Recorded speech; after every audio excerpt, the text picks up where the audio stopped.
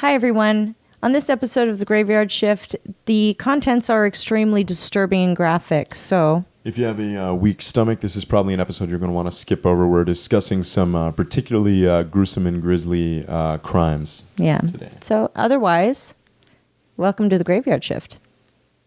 And thank you for joining us. Hi, I'm Nicolette. And I'm Sean. And welcome to the Graveyard Shhift. In this podcast, we talk about true crime mysteries and the paranormal. This is where we dig up new dirt on old stories that you may or may not have heard before. We try to gather as many facts as possible and then put our own spin on what may have happened. We don't gather all the facts, just enough to tell the story. So if we've missed something important, let us know. But don't be a dick about it. And please, keep your private detectiveness to yourself. Other than that, kick back, relax, and welcome to the Graveyard Shhift. Don't forget to like and subscribe. Welcome to the Graveyard Shhift. Hi, how you doing? I'm Nicolette. And I'm Sean. In this podcast, we talk about the true crime, the mystery, and the paranormal of every case that we research. Yes. And boy, do I have a case for you. Ooh, this I'm excited. time. What's it about? Oh, well, let me ask you first, Nicolette. Do you like horror movies at all? Yeah. Yeah, you like scary movies in that? Yeah. Okay, give me some of your favorites, well, perhaps. I mean... Anything off the top of your head that you like. I grew up with Nightmare on Elm Street was one. Good one. The Exorcist. Yes, both very solid classics in the horror genre. And what about Silence of the Lambs? Silence of the Lambs. Silence of the Lambs. Interesting you should mention Silence of the Lambs. Oh, really? Well, the reason I bring up horror movies is that our guy today that I'm going to be talking about is Ed Gein. And Ed Gein happens to be the inspiration for... or the forefather, the inspiration for so many of modern horror films because he was such a scary, horrible guy. I mean, so... Including Silence of the Lambs, by the way. Okay, so Silence of the Lambs is one. What are the other ones? Well, the other ones... Okay, are you familiar with Norman Bates? Oh, Psycho? Yeah. Yeah, Norman Bates. The entire book... that the movie Psycho was based on. Yeah. The book was written inspired by the life and crimes of Ed Gein. So, really? Yeah. And I had no idea. So, yes, Buffalo Bill from Silence of the Lambs, if you are familiar with the Buffalo Bill serial killer from Silence of the Lambs character. Super creepy guy, skinned women for their skin so he could dress up as a woman. Exactly. Yikes. And yeah, that didn't just come from fantasy. And how about Texas Chainsaw Massacre? You guys know a little bit about Texas Chainsaw Massacre? Oh, I had a scary dream about the Texas Chainsaw Massacre guy one time. Oh, it was terrible. I was running from him. It's a genuinely terrifying film. He was really coming after me. Well, Leatherface, American Psycho. Wow. All of these characters, they come from these... seeds of the story of Mr. Edward Gein, the Mad Butcher of Plainfield, the Plainfield Ghoul, as he was known. Oh, wow. Ed Gein, born in 1906. Wow. Okay. Plainfield, Wisconsin. All right. Have you ever been to Wisconsin? No, I have not. Okay, me either. I haven't been. The only place I've been out to the east, well, a couple places, is like St. Louis. St. Louis is and then New Orleans. Oh, yes. Love New Orleans. Love New Orleans. Yes. Well, Plainfield, Wisconsin. Ed Gein was born in 1906 there. Wow. And he turned out to be one of America's most notorious serial killers, though I have to point out that the term serial killer might not be able to be applied to him given what we truly know. But I'll get into that. But he's often referred to as a serial killer. He's a grave robber. Oh, okay. Corpse snatcher. Yep. Okay. Yeah. This guy is just committed some of the most bizarre, horrifying acts that you will ever hear. And we're going to get into them right now. Hooray! Yes. Because we like dark, disturbing stuff here. Listen, I'm not romanticizing Ed Gein at all. I'm just excited to hear scary stories because I'm a horror buff. Absolutely. And as am I. Yeah. And I have to preface this with sometimes we use some humor to kind of get through our uncomfortableness Absolutely. of these horrible tales. So if you don't like it, you can turn it off. But I hope. But it doesn't mean we don't take the story seriously. Absolutely. Because truly, these are some horrific crimes that we discuss on the show now and then. But absolutely, we take it very seriously. We take our research very seriously. And that's the truth. Yeah. Okay. So in order to talk about the story of Ed Gein, we have to talk about the other major character in this story, Mrs. Augusta Gein. Yeah, Augusta Gein. Excuse me. Oh. Yes. Who is Augusta that? Gein. That's his mother. Oh, okay. Do you remember who else in famous horror movie history had a famous mother?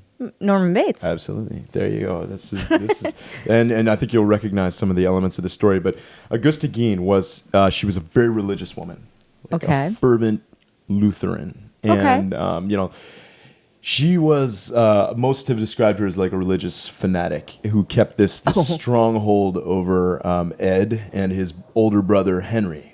Oh, interesting. Yeah. He had a brother. I thought he was an only child, but okay. No, he had an older brother, and there's quite a story that comes with that, too.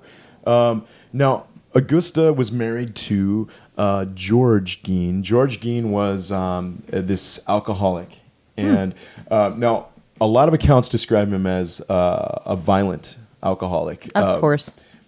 Yeah, violent, abusive, and Augusta despised him. She despised him, but the other interesting half of his character, his personality, is that not only was he like a violent alcoholic, but when he was also this meek, timid man on the other side, who she controlled and demeaned. This is her husband? Humiliated. Yeah.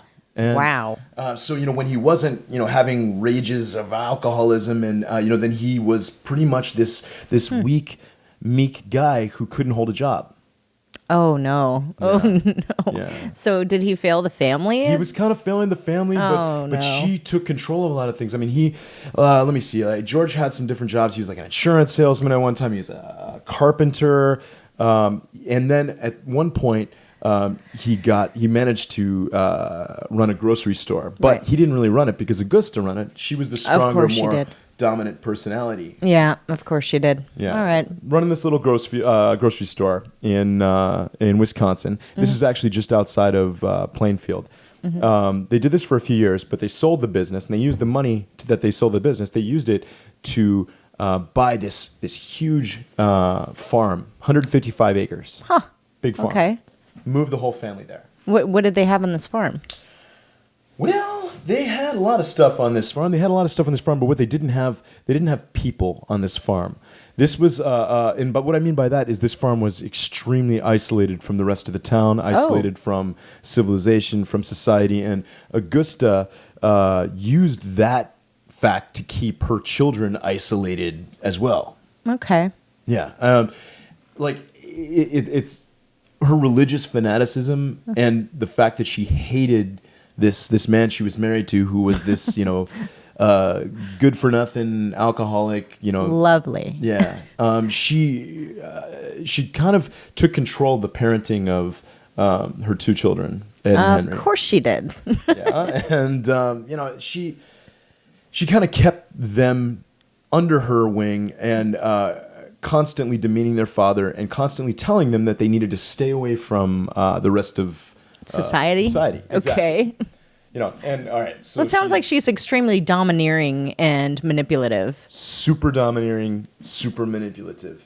And so they're outside of town. And oh, by the way, just Ed was like 9 years old when they moved to this little farm. Okay. Here. So it's an impressionable time. It's an impressionable time. And this life that she built for them on the farm, he was still like a kid growing up like this. Yeah. Okay. Now, okay. So Augusta didn't want anybody to have any influence on her sons except for her. Okay. Edward was only allowed to leave the farm to go to school and come back. That was it. I mean, but then he's being influenced by teachers. He's being influenced by teachers, but what she instilled in him was this idea that that nobody really knew what was right in this world except for her. Oh, she was the answer to everything. She had him do his chores on the farm, and then after he would do his chores, she'd sit him around in Ed and Henry, and she would read them Bible stories, but not like your best Bible verses. She would read them like strictly like super like Old Testament stories of like death and murder and divine retribution. Wow. And just like making religion and the divine like this scary, frightening thing for them. Reminds me of Adam Sandler's The Water Boy a little bit with the why are alligators so angry? It's because they have so many teeth and no toothbrush. Exactly. See, more inspiration. Yes. It's not just for our films; it's comedy. It's comedy as well. Yeah, but this is like a really unhappy household. Some of the things that that Augusta like tried to instill in her sons, she tried to tell them that everybody in the world is immoral, and that there's this innate immorality of the world. That anybody who drinks is evil. Of course. And It's the devil. it's the devil. And her belief, and this is according to all stories, her belief that all women were They're the devil. promiscuous, like they were just terrible. She sounds like wanted The them Water to say Boy. it. She called all women instruments of the devil. It's Of course. the devil. I mean, they're all married to the devil. They might Except as well for be one, of witches, course, right? Herself. Oh, herself. She's like, everybody but me. Like, Right. stay away from all women. I'm married to except for me, Jesus. Augusta said. Exactly. And stay away from alcohol, stay away from women. No. It's a really controlling life that Ed grew up in. And what she would do is, no matter how hard Ed and Henry tried to please her, she would just constantly find things wrong with them. Of She would course. punish them and shame them. And Well, she's got to find something wrong, even when things are going right. She's got to be Exactly. mad about something. Exactly, because it keeps her position of power and her influence. And all that. Absolutely. She's got to keep everybody under their thumb, or under her thumb, I should say. Yeah, and so Ed's growing up, and like any normal young boy, he's having urges, Of sexual course. urges. But Sure. she filled his head with these ideas that like this lust and carnal Women are the desire. devil. Women are the devil. That's it. Like she like making him kind of like scared of sex or Sure. afraid and thinking that it was bad. So like the urges that he was having in himself were these horrible like sinful urges Yeah, that were the devil's work. I'm sure he was very confused growing up. Poor guy. Like you can imagine. right? Extremely confused. And I'm sure that he probably thought that masturbation was a sin as well. Yeah, I didn't read any stories about it, but you can imagine Oh, if yeah. he was ever caught touching himself. And I'm sure he inappropriately, might have been caught. Yeah, I wonder what indeed. his mama did then. Oh, yeah. Scary. That is kind of scary. Anyway. Ed was kind of shy. He's I mean, like, how would he not be a shy, timid kid? Oh, growing up absolutely. in this kind of way. But here's some of the things that teachers and classmates remembered about him. The fact that he would just randomly laugh at inappropriate times. So he would be like just, that kind of thing. Were there things going on, or was it an uncomfortable situation where he started laughing? It made everybody else uncomfortable. Yeah, exactly. It's like, oh. Well, okay. They were like they said that it seemed like he was reacting to voices in his head, or to things he was thinking of himself, and it's just like he's just sitting there thinking like, like if you guys, I know you haven't seen the new Joker movie yet, but No, this not is yet. like one of those things that plays out in that character in the film. Oh These my random laughing that just makes other people uncomfortable and shows how removed he is from society, from social interaction. Wow, some people are crazy. Yeah. Seriously crazy. So let me ask you this. All right. So he's no, I didn't mention this as well because this is not in every story you'll hear. Ooh. But he had a growth over his eyebrow, like this kind of thing. growth? For those of you not just listening on the Wait, is podcast it- and watching us on the YouTube show, you'll see me going like this.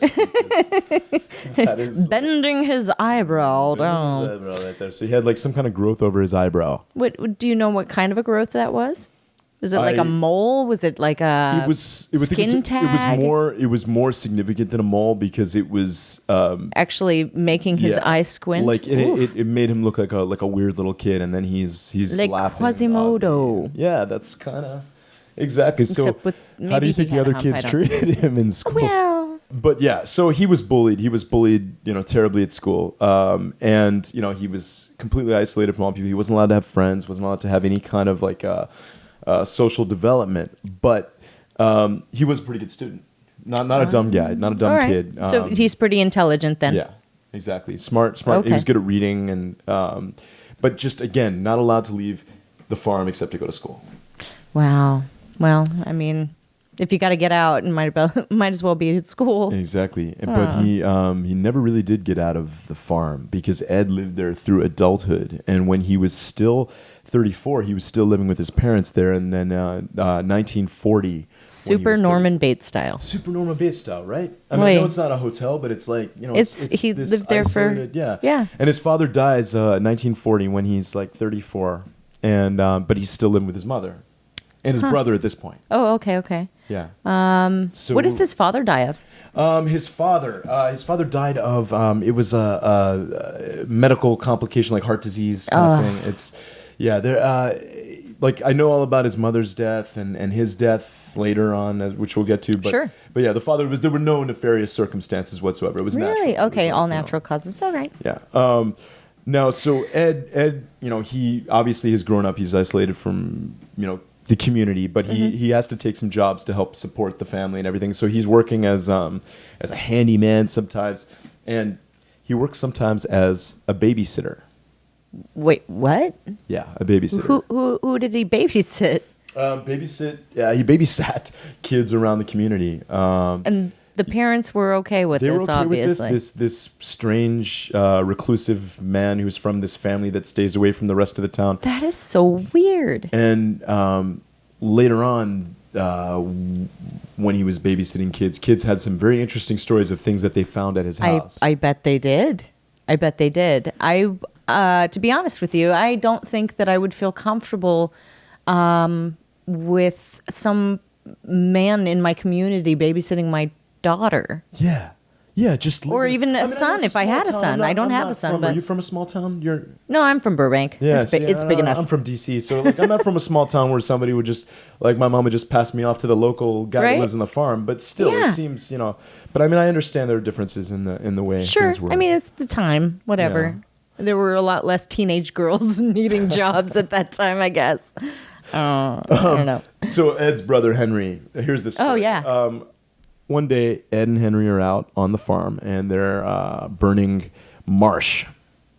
For why? It grows over the farmland that they're trying to grow stuff. There's like vegetation growing over the farmland, and so they're trying to clear it, burn it, for the good of the farm. Sure. Got it. Fire gets out of control. Of course it does. Yes. Big blaze, big flames everywhere. Firefighters have to come fight the fire.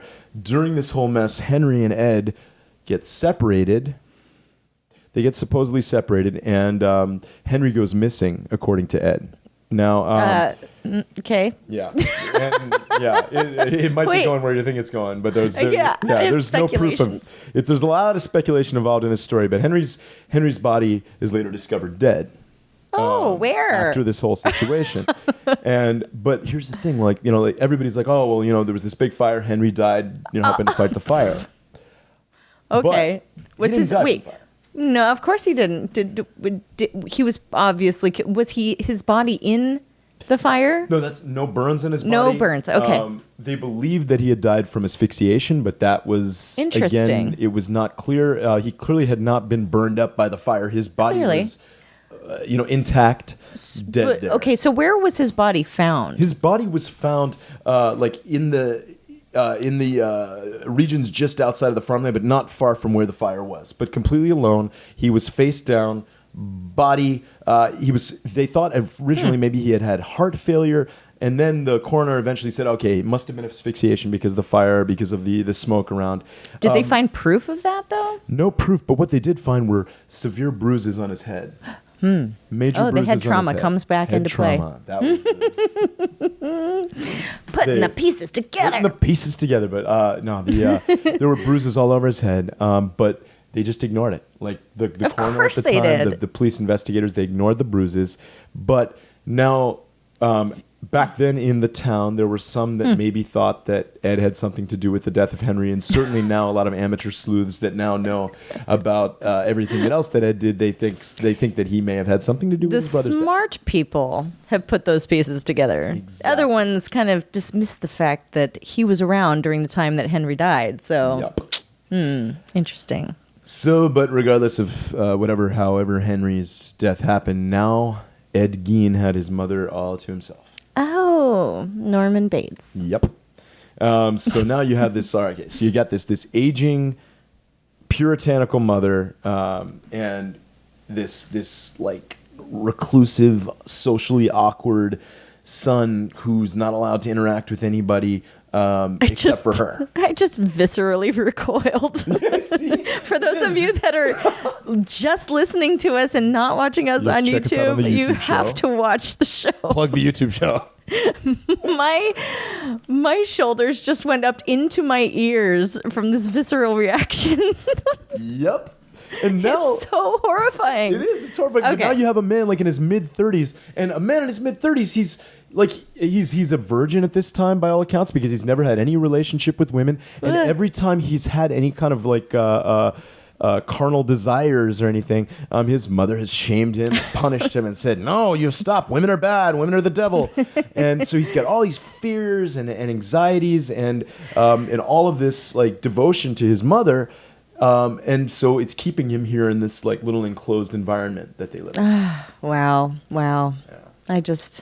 This poor guy. But also not poor guy because he turns out to be very horrible. That's it. Like maybe we can find some sympathy for him for this up to this point, but man, there's not much after this. But anyway, Ed's mother, she suffers a stroke. She needs to be cared for by Ed. He cares for her after the first stroke, and then she suffers a second stroke, and she dies in 1945.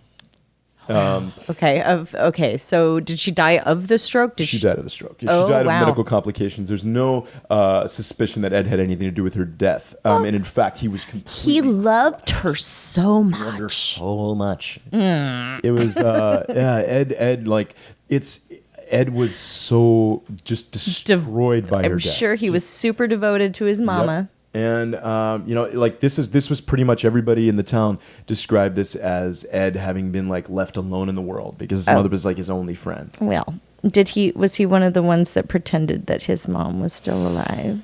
Even worse. Oh, no. Even worse. But we're gonna get to that soon. But I just want to tell you a little bit about his life after his mother died. He kept the family farm going, worked some like just little odd jobs here and there to make ends meet, like handyman kind of stuff Sure. and all that.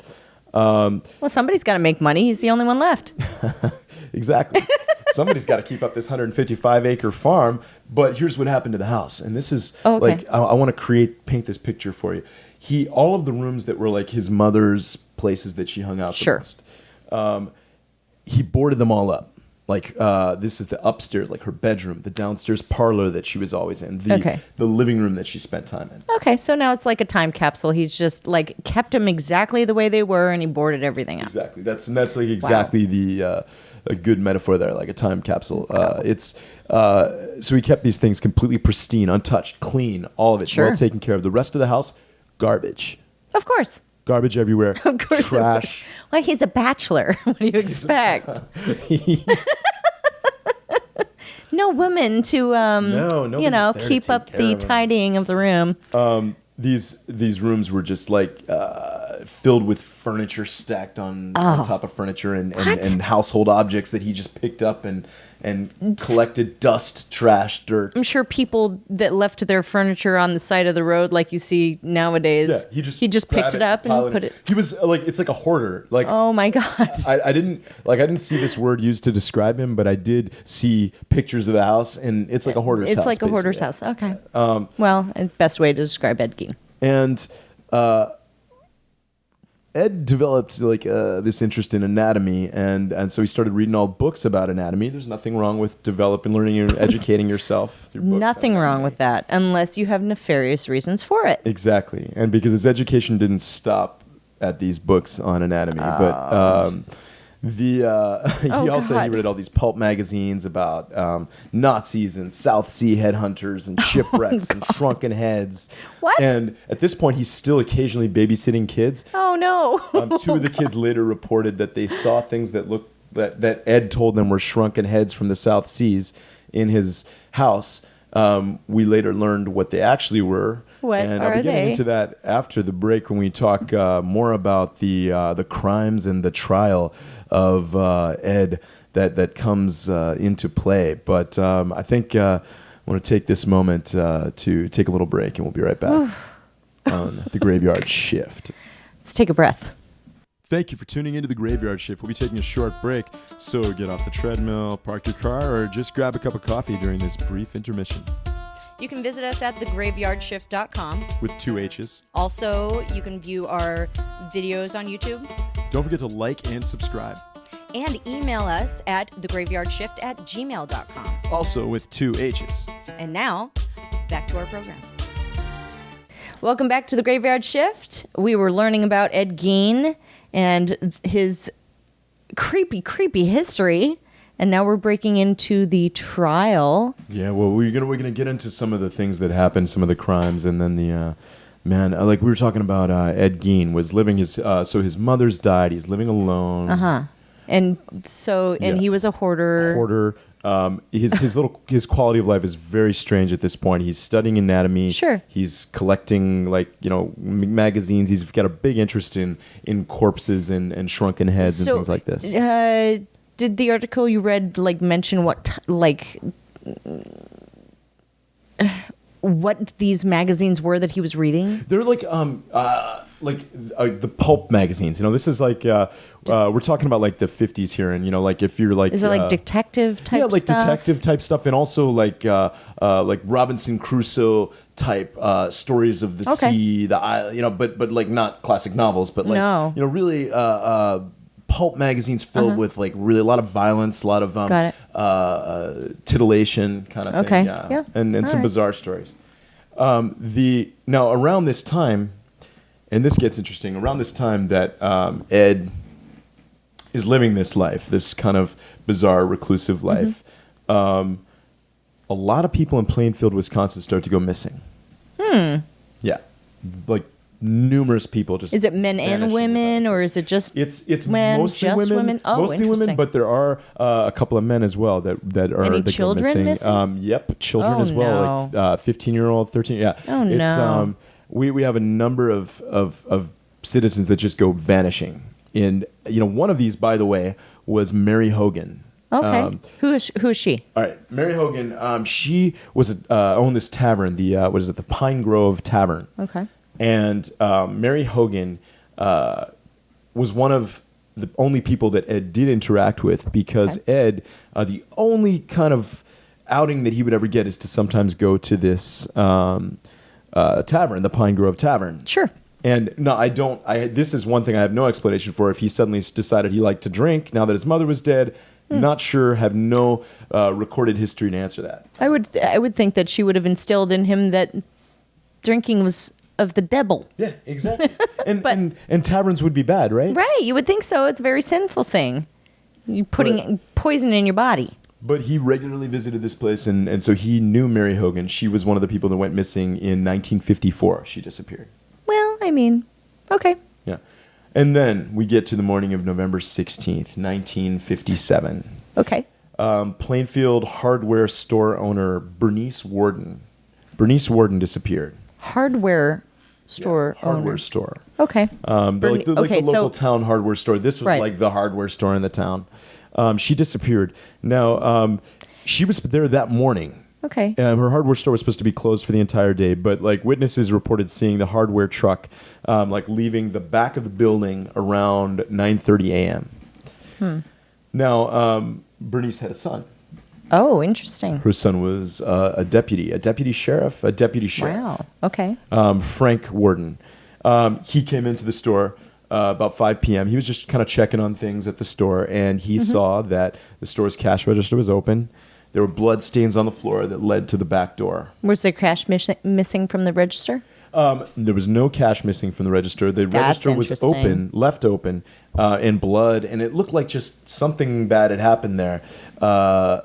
And Warden, this deputy sheriff, he told the investigators that Ed Gein had been in the store the evening before his mother's disappearance, and that he returned that morning, that he was supposed to return that morning of her disappearance. Ed Gein was supposed to return the morning of that disappearance for a gallon of antifreeze. Yes. And apparently he must have done so because on the cash register there was a sales slip for a gallon of antifreeze. It was the last receipt written by Warden on the morning she disappeared. Wow. So, All right, so we can speculate what happened to her. exactly. And so, it didn't take, a genius to figure out, okay, hey, maybe this guy, we should check into this weirdo, Right? Ed Gein, No. to find out, if he had something to do with her Right. disappearance. So they go to his, on the evening of the very same day of her disappearance, he was Okay. arrested. Oh, well, that was quick. Yeah. And then they went to search the farm of Ed Gein. Oh no! What did they find at the farm? Oh God, I'm gonna read this to you because Okay, the list good. of what they found at the farm is truly horrifically disturbing. No. They sent in this Plainfield, Wisconsin's in Washara County. Okay. Washara County Sheriff's deputy went to Gein's farm and found the decapitated corpse of Bernice Warden in a shed on Gein's property. What? Her corpse was hung upside down Oh my from the God. ceiling of the shed. Oh my God. Her legs had a crossbar at her ankles and ropes at her wrists, and she'd been strung up basically like hunted, captured game, like a deer or something like that. And she had been shot with a .22 caliber white rifle, Wow. and mutilations were obviously made to her body after her death.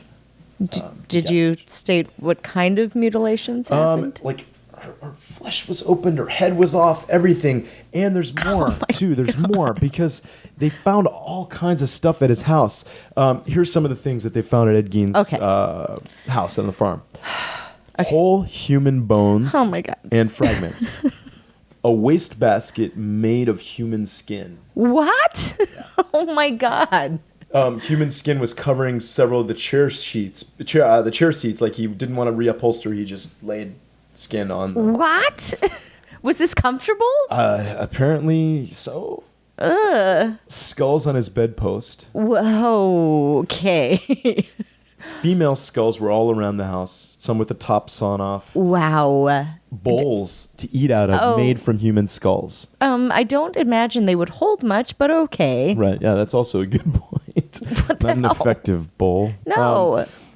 A corset, and it gets weirder and terrible. A corset had been made from a torso that was skinned from shoulders to waist. Leggings to put on his legs my God. were made of human leg skin. Oh my God.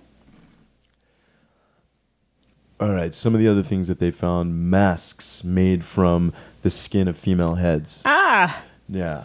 What? It's, like terrible. I mean, What? like we look at the film Texas Chainsaw Massacre, like Sure. Leatherface and stuff, Yeah. and we react in horror, but it's still like from an entertainment standpoint. But these are like That's horrifying. masks made from skin. Oh my gosh. And they found missing tavern owner Mary Hogan's face. They found her face mask in a paper bag. They found her skull in a box. Whoa. They found Bernice Warden's head in a burlap sack. Whoa. He had cut out her heart.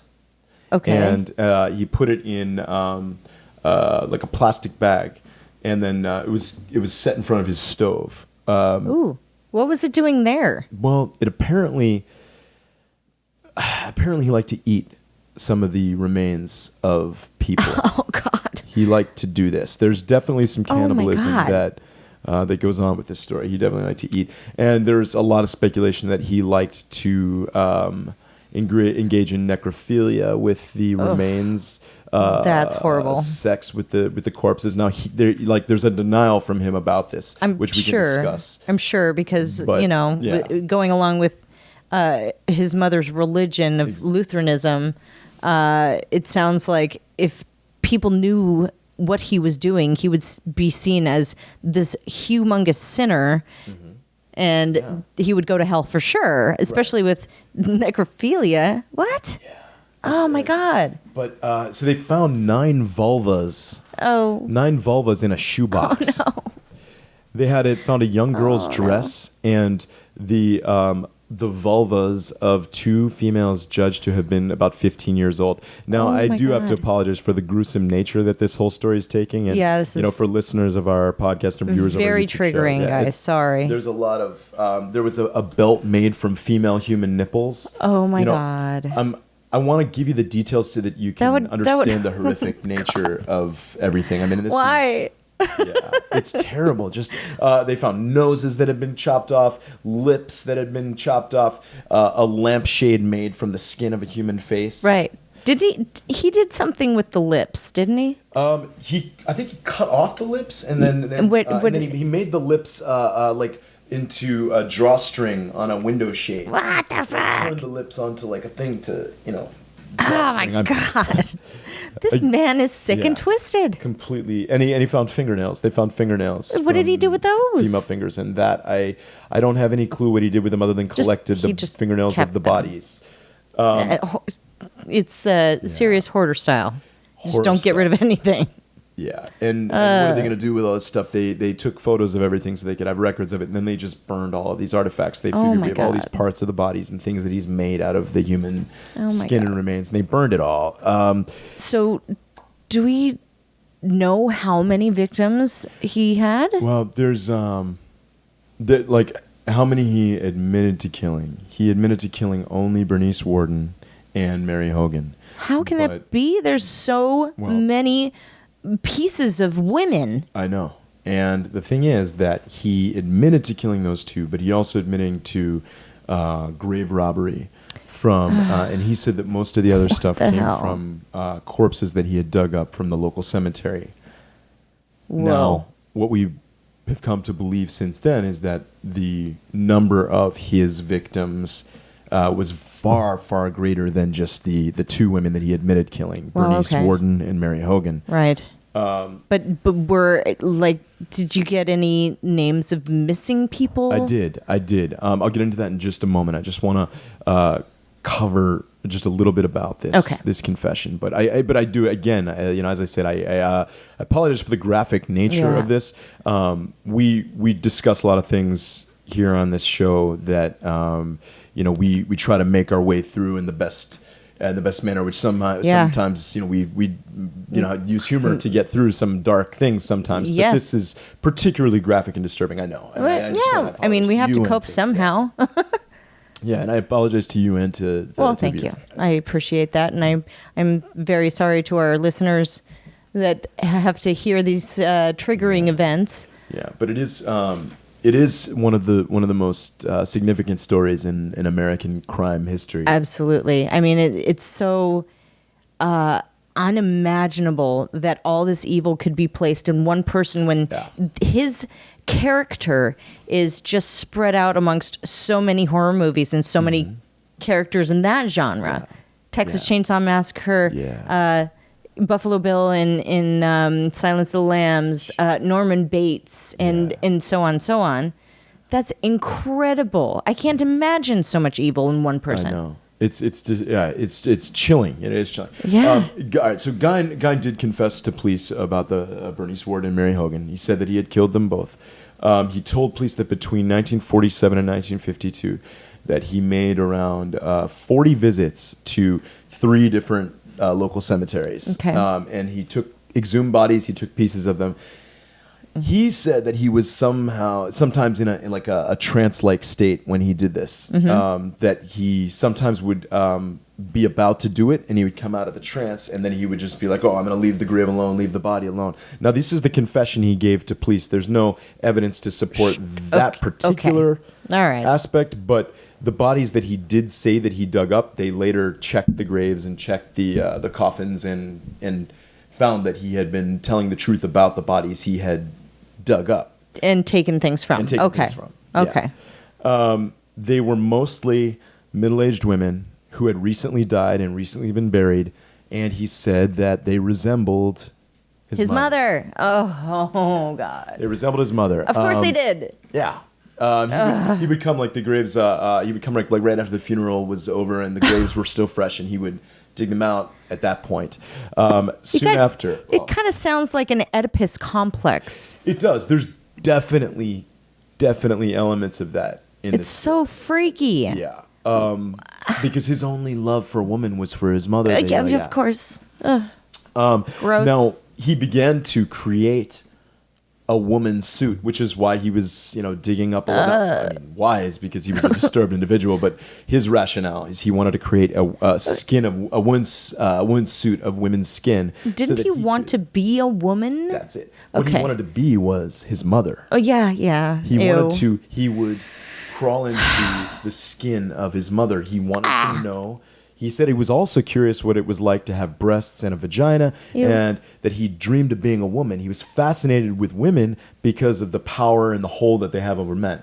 And that's how he saw it. Oh, okay. But that's only because that's how he saw his mother treating his father, was she had all of the control in the relationship, correct? Exactly. And also, if she told him that he's never allowed to have any kind of sexual relationship with a woman, but he's constantly lusting after women, then he would feel like they had some power over his emotions. His desires, His desires, exactly. Right. Do you remember the end of Psycho, too? I mean, the original Psycho, oh gosh, I don't refresh my memory. Where we learned that Norman Bates' mother is not actually alive, but that he's dressed up as correct. Yeah. Okay, got it. And that stems from this idea that Ed Gein had wanted to dress up as his mother to feel closer to her after she had died, but dress up in a skin of a woman that looked like so gross. Now, most believe that Gein had sex with the bodies, but he denied having sex with the bodies, saying that they smelled too bad.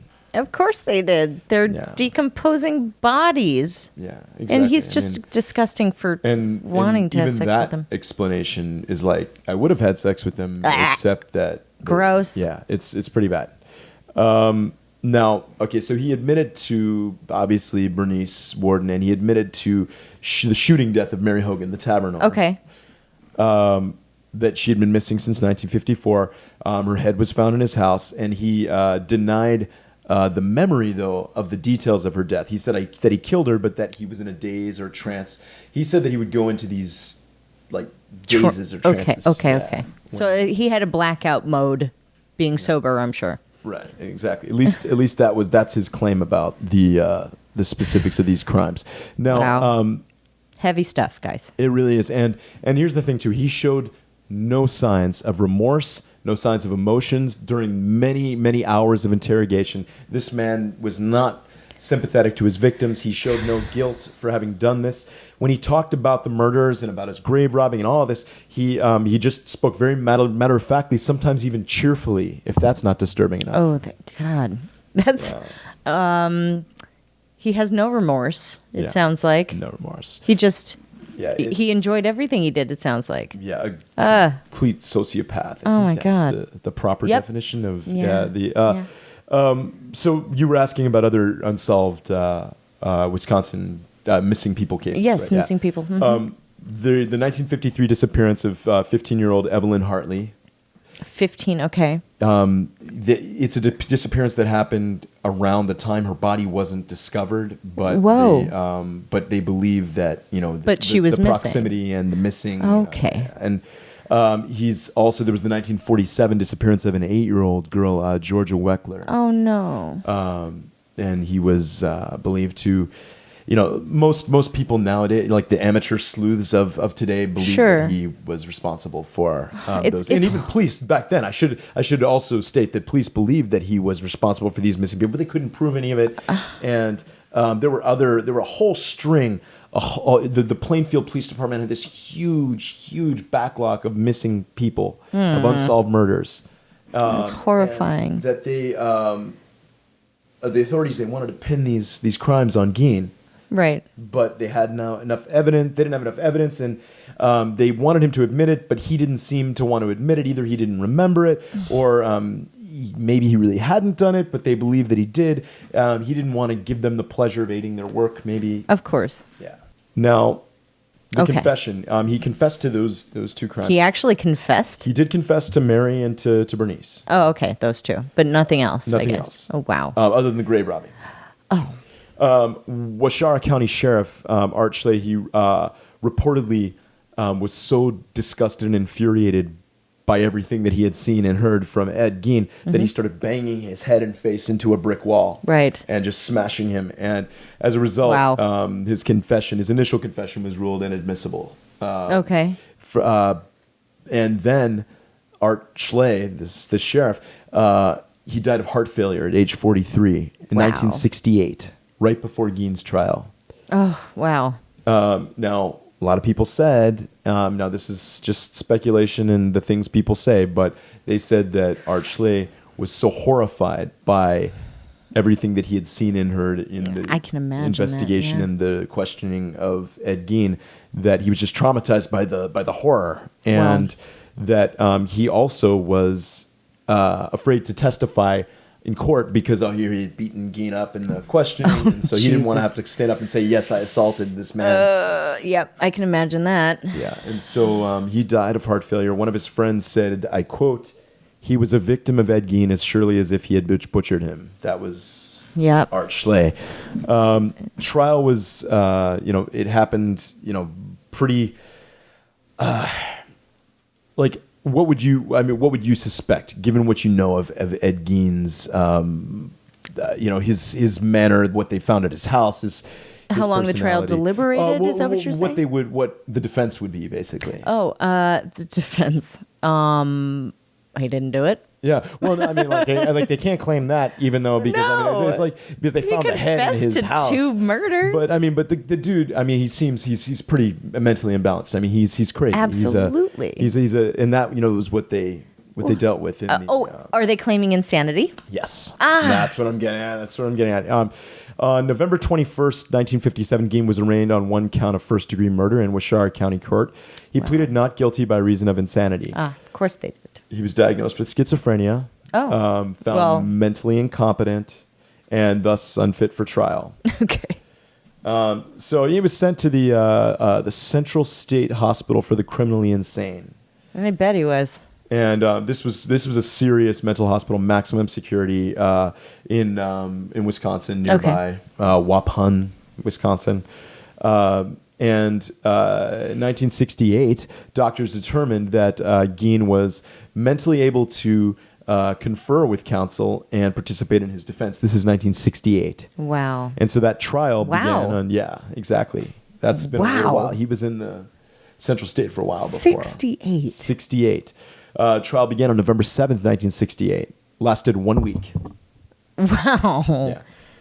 A psychiatrist testified that Gein had told him that he didn't even know if the killing of Bernice Worden was intentional or accidental. Like, he wasn't even sure if that was... He told this to a psychiatrist? He told this to a psychiatrist. He said that he remembered holding the gun, and that he was examining a gun in her store, and that the gun just went off, killing her. Oh, sure. Well, that would only happen if the gun was loaded, and usually... What's loaded in the store, right? I mean, if you're selling a gun, you don't keep it loaded. Exactly. Why? Yeah. But he couldn't, however this happened, he testified that he didn't know whether it was intentional or accidental, that he said that he had not aimed the rifle at Worden, and he didn't remember anything else that happened that entire morning. Sure. Saying that with rolling eyes. Please watch the YouTube video to get that. Yeah. At the request of the defense, his trial was held without a jury. Judge Robert H. Gallmar was presiding. Gein was found guilty by Gallmar on November 14th. As I said, the trial took about a week. Oh, good. He's found guilty, but then they had a second trial to determine whether he was sane enough to stand trial. I'm sure. To stand trial, to face imprisonment. To, what should the punishment be of somebody in this mental state? Right. They determined that he was not guilty by reason of insanity. Oh, and so they did find him not guilty exactly. Yeah, I know, and I mean, I can't argue the fact that a man that did these things isn't insane. Yeah, I know. It kind of seems like. And he was locked up. He was locked up, kept away from society, and Central State Hospital for the Criminally Insane, where he'd been before, and he spent the rest of his life in a mental hospital. Okay, how did he die? Well, he died. He had lung cancer, and he died of. Is he a smoker? Yeah, I guess I'm assuming maybe. I didn't read that, but I'm guessing that had something to do with it. He had congestive heart failure or respiratory problems as a result of the lung cancer, and then he died. He actually right before his death, late 70s, he was transferred from Central State Hospital to the Mendota Mental Health Institute, and he died in 1984. Yes, Wow. So 1984. That so, was not that long ago. For me, it was not that long ago. I know. And when I heard that, I was like, okay, well, this still feels like it's part of our time. Right? To think that Ed Gein was still alive and in prison, So in a mental hospital at scary. that time. But since his death, there have been some interesting and varied reports of paranormal activity Wait, events what? Where? What? in Plainfield, Wisconsin. But we'll get What? to that. We'll take a little break first and then get back to that. Okay. All right, we'll be right back on the Graveyard Shift. Thank you for tuning into the Graveyard Shift. We'll be taking a short break, so get off the treadmill, park your car, or just grab a cup of coffee during this brief intermission. You can visit us at thegraveyardshift.com. With 2 H's. Also, you can view our videos on YouTube Don't forget to like and subscribe. and email us at thegraveyardshift@gmail.com. Also with 2 H's. And now, back to our program. Welcome back to the Graveyard Shift. We were just learning from Sean about Ed Gein, his history, his trial, and his murders. And now we're going to hear a little bit more of a spooky side. Yeah, there's some interesting things about this case because rather than one particular spiritual presence that is described, rather than one particular location that is specifically known to be experiencing kind of this type of activity, there are a wide variety of stories surrounding Plainfield, Wisconsin. But first thing I want to mention is the cauldron, of Ed Gein. You've heard of it. I've heard about this, and I watch a lot of Ghost Adventures, Right. as you know. Yeah. And Zach Baggins has a museum, and he purchased the cauldron of Ed Gein, exactly. And did you watch that episode?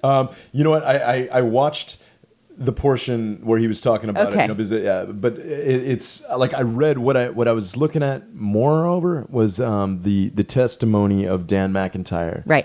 Yeah. The guy. All right. So Dan McIntyre's grandmother supposedly bought the cauldron From a yard sale or from something? a yard sale, basically like a yard sale, estate sale. Sure. Yeah. That most of the stuff of Ed Gein's was You're right. sold soon after his arrest, and all his property, his belongings, everything in the house. My only question is, why would anybody want to buy anything from him? I cannot imagine. I don't understand. Yeah, I mean, like, yeah, it's gross, right? I mean, That like, is great.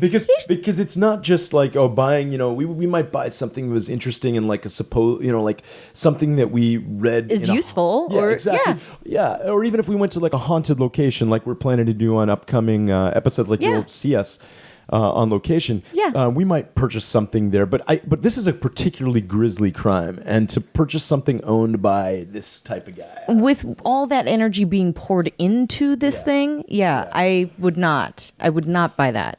Yeah, so the woman who bought this cauldron was the grandmother of Dan McIntyre. Dan relayed the story that his friend, Hollis Brown, saw the cauldron in their garage, and Hollis was completely horrified. He was Really? just taken aback, frozen in terror.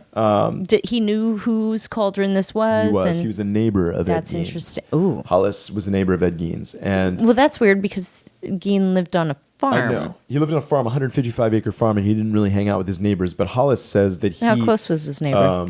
that he saw the cauldron in its original form, covered in dried blood next to a pile of human remains. So apparently he only went over to Ed Gein's house after the police had already discovered all this stuff. Oh, my God. Which reminds me of other stories we've talked about where they don't keep the yellow tape around the location. And you just trample all over everything? Right, exactly. So this cauldron, dried blood and all that, Yeah, wow.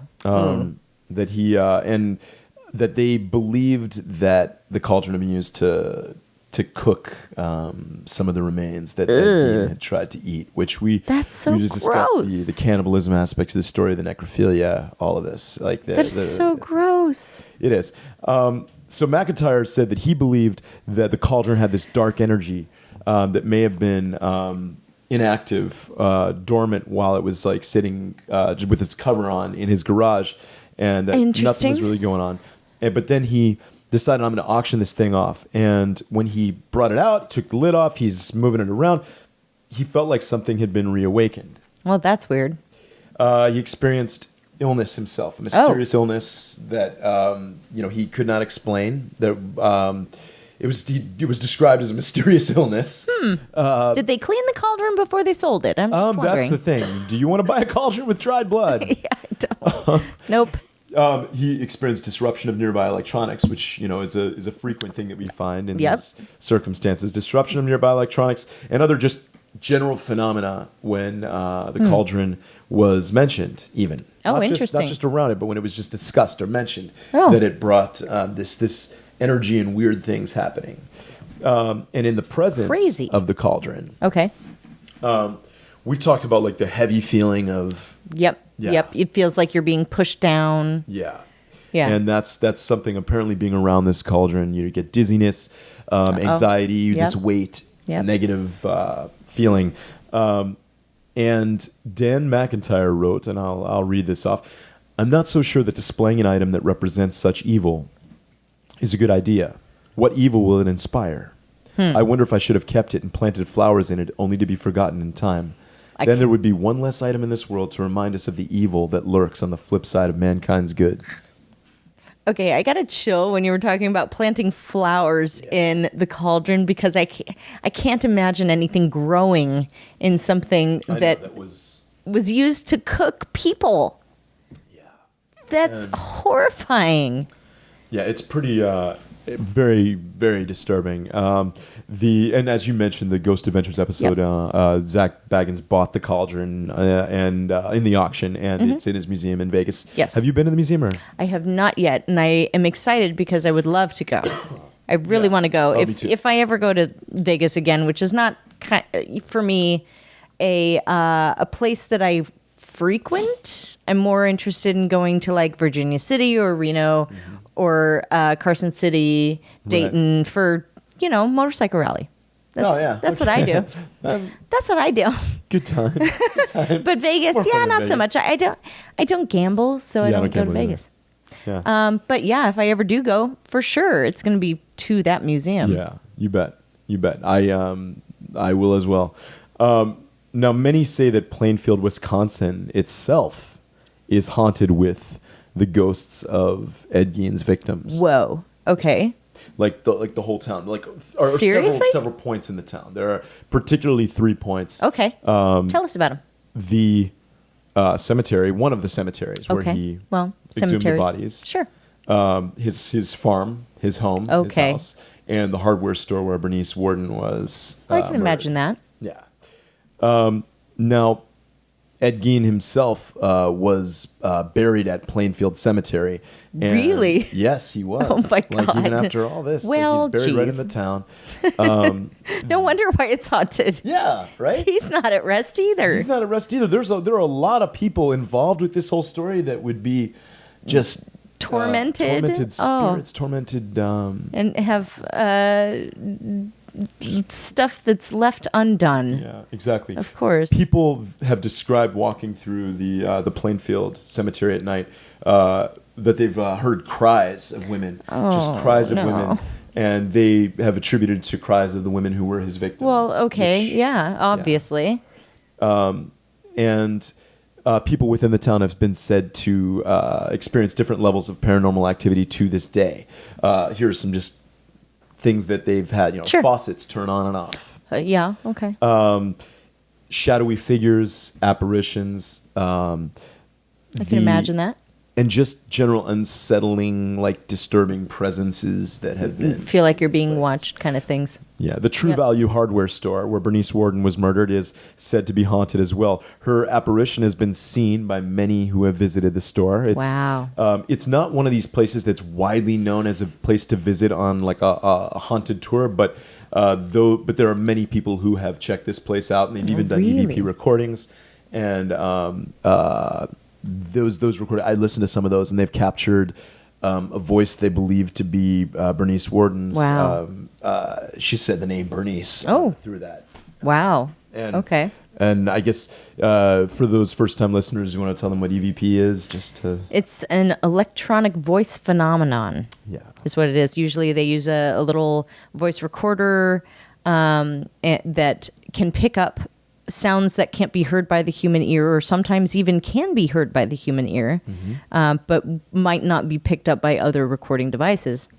Right. So that's why we use and so they've those. used that there at the Harwood Star. And That's pretty they've cool. Had some encounters, and a lot of people who have visited said that they've seen the apparition of Bernice floating there, and that she's even talked about that she's been holding order forms and talked about antifreeze. Like that's like one of these words that has been said, but Okay, so she's trying to give clues as to this is how I was killed and this is why I was killed. Exactly, and these were in the final moments of her life. Yeah. She was giving living things out. Yeah. Makes sense.